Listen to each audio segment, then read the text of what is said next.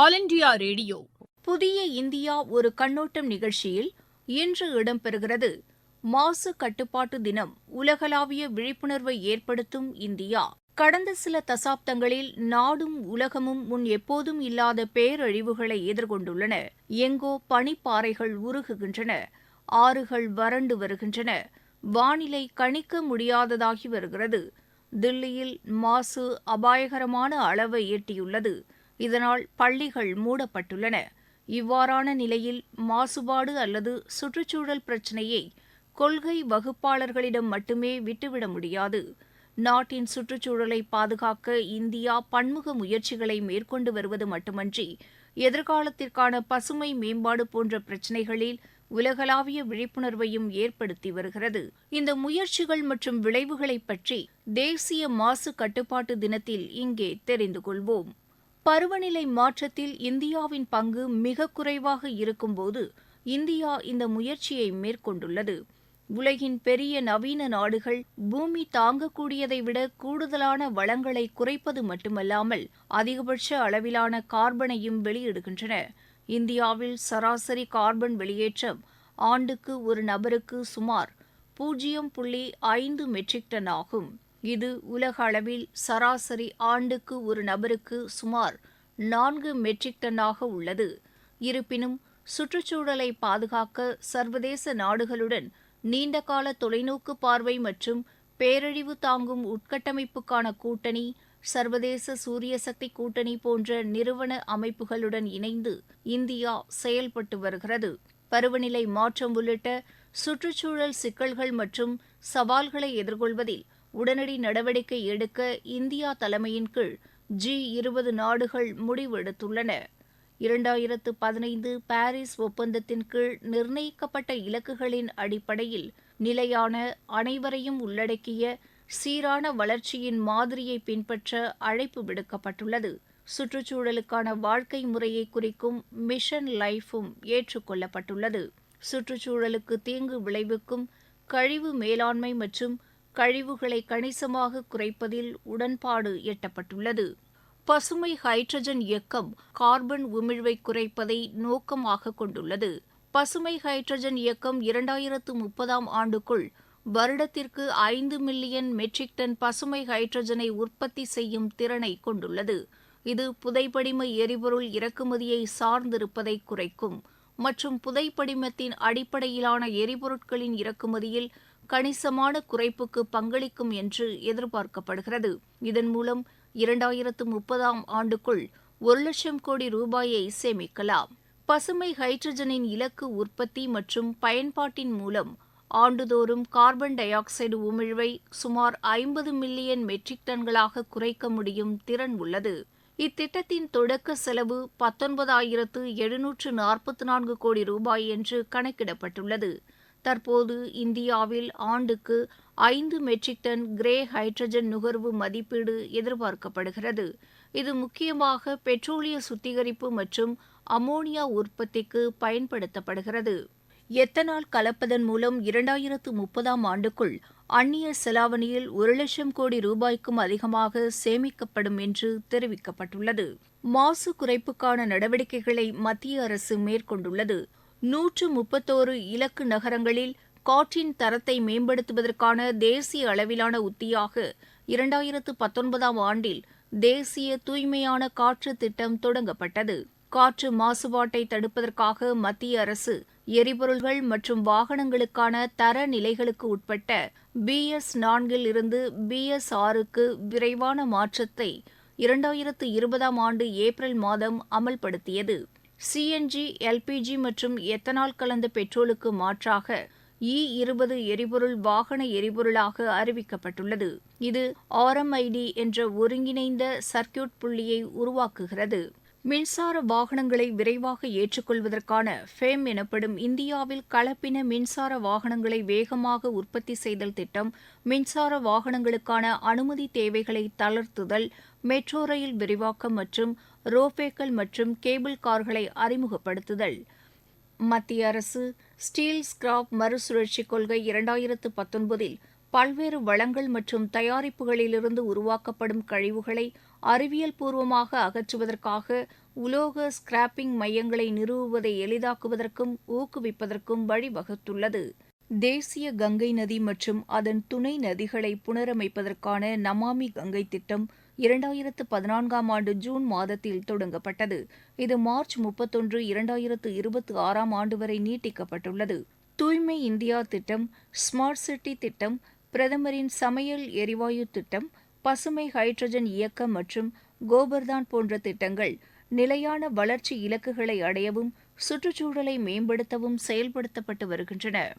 பிரதமர் திரு நரேந்திர மோடி 2023ஆம் ஆண்டு பிப்ரவரி மாதம் பெங்களூருவில் எத்தனால் கலப்பு திட்டத்தின் ஒரு பகுதியாக 11 மாநிலங்களில் உள்ள எண்ணெய் சந்தைப்படுத்தும் நிறுவனங்களின் 84 விற்பனை நிலையங்களில் E20 எரிபொருளை அறிமுகப்படுத்தினார். E20 என்பது பெட்ரோலுடன் 20% எத்தனால் கலந்த கலவையாகும். தற்போதைய அரசு 2025ஆம் ஆண்டுக்குள் 20% கலப்பு முறையை எட்ட இலக்கு நிர்ணயித்துள்ளது. கடந்த 2013-14ஆம் ஆண்டு முதல் எத்தனால் உற்பத்தி திறன் 6 மடங்கு அதிகரித்துள்ளது. எத்தனால் கலப்பு 2014ஆம் ஆண்டில் 1.5% இருந்தது. அதே நேரம் 10% எத்தனால் கலவையின் இலக்கு திட்டமிடப்பட்டதை விட 5 மாதங்களுக்கு முன்பே எட்டப்பட்டுள்ளது. எத்தனால் கலப்பு கார்பன் டை ஆக்சைடு உமிழ்வை 318 மில்லியன் மெட்ரிக் டன் குறைத்துள்ளது. இது மட்டுமன்றி 54,000 கோடி ரூபாய் அந்நிய செலாவணியும் சேமிக்கப்பட்டுள்ளது. பயிர் கழிவுகள் மேலாண்மை திட்டத்தில் பஞ்சாபிற்கு 1,531 கோடி ரூபாயும், ஹரியானாவுக்கு 1,006 கோடி ரூபாயும் மத்திய வேளாண் அமைச்சகம் இதுவரை வழங்கியுள்ளது. இந்த திட்டத்தின் கீழ் பஞ்சாபில் பயிர் கழிவுகளை அழிக்கும் 1,20,000 சீடர் இயந்திரங்களும், ஹரியானாவில் 76,000 சீடர் இயந்திரங்களும் உள்ளன. பயிர் கழிவுகளை எரிப்பதை தடுக்கும் வகையில் சீடர் இயந்திரங்களை முழுமையாக பயன்படுத்துமாறு பஞ்சாப் மற்றும் ஹரியானா அரசுகளுக்கு அறிவுறுத்தப்பட்டுள்ளது. ஹரியானா செயல்படுத்தி வரும் பயிர்க்கழிவு மேலாண்மைக்கான திட்டம் மற்றும் நெல்லுக்கு பதிலாக பிற பயிர்களுடன் பயிர்களை பன்முகப்படுத்துவதற்கான ஊக்குவிப்பு திட்டம் போன்ற திட்டங்களை பஞ்சாப் அரசும் உடனடியாக தொடங்குமாறு கேட்டுக் கொள்ளப்பட்டுள்ளது. மத்திய அரசின் பயிர்க்கழிவு மேலாண்மை திட்டத்தின் கீழ் பஞ்சாப் மற்றும் ஹரியானாவில் 1,96,000 சீடர் இயந்திரங்கள் உள்ளன. தில்லி தலைநகர பகுதியில் அதிக அளவில் கழிவுகள் எரிக்கப்படுவதால் தான் அதிக அளவில் காற்று மாசு ஏற்படுகிறது. உச்சநீதிமன்றத்தின் உத்தரவின் பேரில் நவம்பர் மாதம் 8ஆம் தேதி நடைபெற்ற அமைச்சரவை செயலாளர் தலைமையிலான கூட்டத்தில் சமர்ப்பிக்கப்பட்ட தரவுகள் நவம்பர் 8ஆம் தேதி காற்று மாசுபாடு அதிகரித்ததற்கு பயிர் கழிவுகளை எரித்ததுதான் 38% காரணமாக அமைந்தது என்பதை எடுத்துரைத்தது. இந்த கூட்டத்தில் பஞ்சாப், ஹரியானா, உத்தரப்பிரதேசம், ராஜஸ்தான் மற்றும் தில்லியின் தலைமைச் செயலாளர்கள், காற்று தர மேலாண்மை ஆணையத்தின் தலைவர் மற்றும் மத்திய அரசின் சம்பந்தப்பட்ட அமைச்சகங்களின் செயலாளர்கள் கலந்து கொண்டனர். செப்டம்பர் 15 முதல் நவம்பர் 7ஆம் தேதி வரை 22,644 பயிர் கழிவுகள் எரிக்கப்பட்ட சம்பவங்கள் பதிவாகியுள்ளன. அவற்றில் 20,978 அதாவது 93% பஞ்சாபிலும், 1,605 அதாவது 7% ஹரியானாவிலும் நடந்துள்ளன. ஹரியானாவில் அறுவடை 90% அளவுக்கும், பஞ்சாபில் 60% அளவுக்கும் நிறைவடைந்துள்ளது. நிலைமையை கருத்தில் கொண்டு இந்த பயிர் பருவத்தின் மீதமுள்ள நாட்களில் பஞ்சாப் மாநில நிர்வாகம் பயிர் கழிவுகள் எரிக்கப்படுவதில்லை என்பதை உறுதிப்படுத்த மாவட்ட ஆட்சியர்கள், காவல்துறை அதிகாரிகளுக்கான பொறுப்பை நிர்ணயிக்க அமைச்சரவை செயலாளர் உத்தரவிட்டுள்ளார். காற்றுத்தர மேலாண்மை ஆணையம் பஞ்சாப் மற்றும் ஹரியானாவுக்கு பறக்கும் படைகளை அனுப்ப வேண்டும் என்றும் அமைச்சரவை செயலாளர் உத்தரவிட்டுள்ளார். இக்குழுவினர் பயிர் கழிவுகள் எரிப்பு குறித்தும் உச்சநீதிமன்ற உத்தரவுகளை மாவட்ட ஆட்சியர்கள் மற்றும் காவல்துறை அதிகாரிகள் அமல்படுத்தியதன் நிலை குறித்தும் தினசரி அறிக்கை தாக்கல் செய்ய வேண்டும். இதற்காக மத்திய மாசு கட்டுப்பாட்டு வாரியம் காற்று தர மேலாண்மை ஆணையத்திற்கு தேவையான மனித வளத்தை வழங்க வேண்டும்.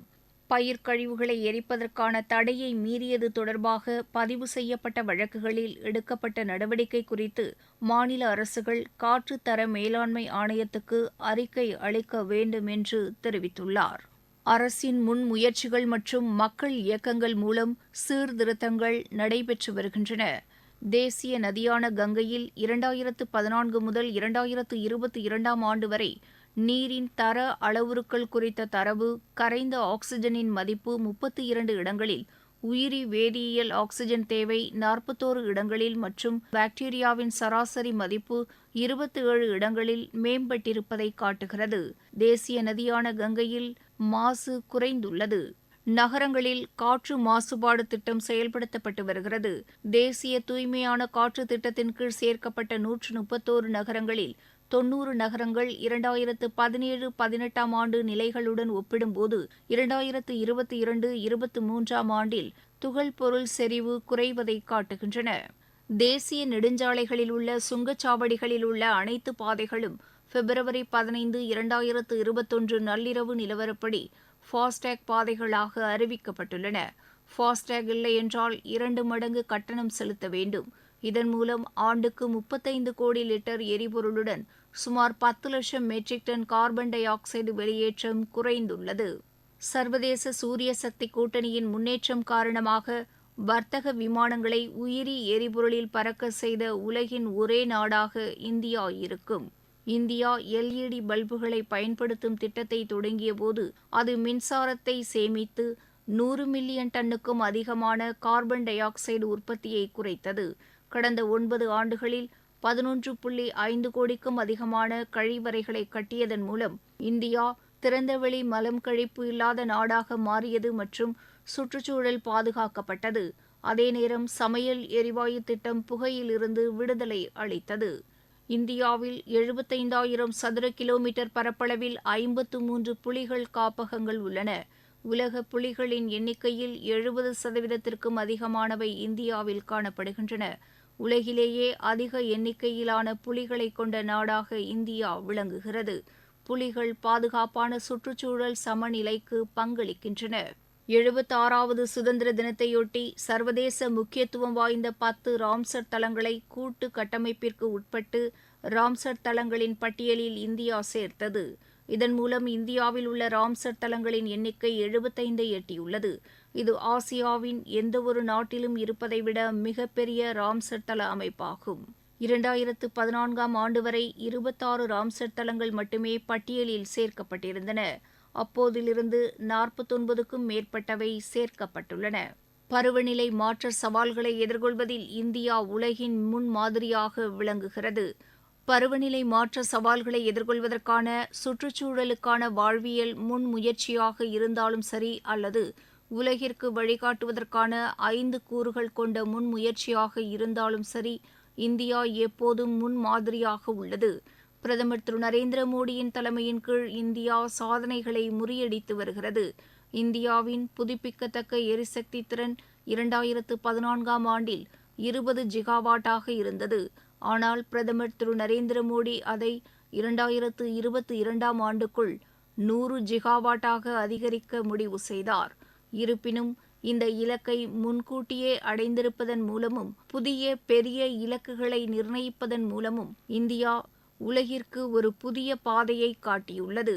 இந்தியா சர்வதேச சூரிய சக்தி கூட்டணியை கடந்த 2015 ஆண்டு உருவாக்கியது. பிரதமர் திரு நரேந்திர மோடியின் தலைமையின் கீழ் இந்தியா 2070 ஆண்டுக்குள் நிகர பூஜ்ஜியத்தை அடையும் இலக்குடன் முன்னேறி வருகிறது. பிரதமரின் தேசிய கதிசக்தி பெருந்திட்டம் தளவாடங்கள் மற்றும் போக்குவரத்து அமைப்புகளை வலுப்படுத்தி மாசுபாட்டை குறைக்க வழிவகுக்கும். 100க்கும் மேற்பட்ட நீர்வழித்தடங்களில் பன்முக இணைப்பை செயல்படுத்துவது மாசுபாட்டை குறைக்க உதவும். தேசிய ஹைட்ரஜன் இயக்கத்தின் மூலம் சுற்றுச்சூழலுக்கு உகந்த எரிசக்தி ஆதாரத்தை நோக்கி இந்தியா முன்னேறியுள்ளது. இது இந்தியா மற்றும் உலகின் பல நாடுகள் நிகர பூஜ்ஜியம் என்ற இலக்கை அடைவதற்கு உதவும். வளர்ச்சியும் இயற்கையும் எவ்வாறு கைகோர்த்து செல்ல முடியும் என்பதற்கு இந்தியா ஒரு சிறந்த எடுத்துக்காட்டாக மாறியுள்ளது என்று பிரதமர் திரு நரேந்திர மோடி தெரிவித்துள்ளார்.